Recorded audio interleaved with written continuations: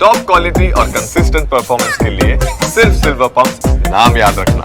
સુરતથી ઝડપી લેવામાં આવ્યો છે। પોલીસે આ તમામ મુદ્દામાલ જપ્ત કરી લીધો છે। ભક્તિનગર પોલીસ સ્ટેશનની હદ વિસ્તારમાં ખોડિયાર ડાયમંડ નામના હીરાના કારખાનામાં 60 લાખના કાચા હીરાની ચોરીનો બનાવ સામે આવ્યો હતો। આ કેસની તપાસ દરમિયાન ક્રાઇમ બ્રાન્ચને ચોક્કસ બાતમી મળી હતી કે હીરા ચોરીમાં સામેલ એક આરોપી સુરતમાં છે, જેના આધારે પોલીસે તપાસ કરતા અજય નાયકા નામના શખ્સની અટકાયત કરાઈ। પોલીસ તપાસમાં સામે આવ્યું કે આરોપીએ સીસીટીવી કેમેરાથી બચવા ડિવાઈડર પર ચાલીને કારખાના સુધી આવ્યો હતો।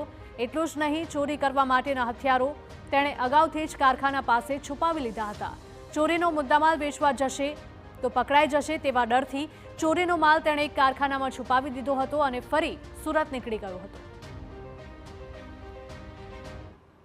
ક્રાઇમ બ્રાન્ચની ટીમને જે છે એ અને આરોપીની ધરપકડ કરવામાં સફળતા મળી છે। આરોપીની પૂછપરછ દરમિયાન તેની પાસેથી સંપૂર્ણ મુદ્દામાલ રિકવર થયેલો છે।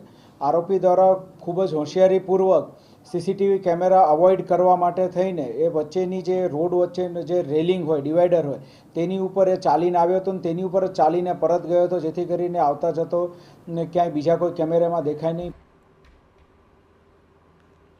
પોલીસ તપાસમાં ચોંકાવનારા ખુલાસા થયા છે। સામે આવ્યું છે કે આરોપી અજય નાયકા વિરુદ્ધ રાજકોટમાં 20 જેટલા ગુના નોંધાઈ ચૂક્યા છે।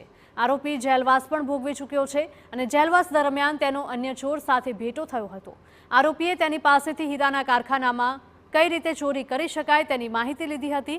જેલમાંથી બહાર આવી તે હીરાના કારખાનાની તલાશમાં હતો, જે દરમિયાન ખોડિયાર કારખાનામાં હીરાનો જથ્થો રહેલો છે તેવી માહિતી મળતા જ તેણે ચોરીનો પ્લાન બનાવ્યો।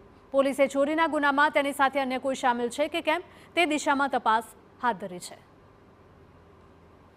અજય નાયકા જે નામનો આરોપી છે તેનો ગુનાહિત ઇતિહાસ છે।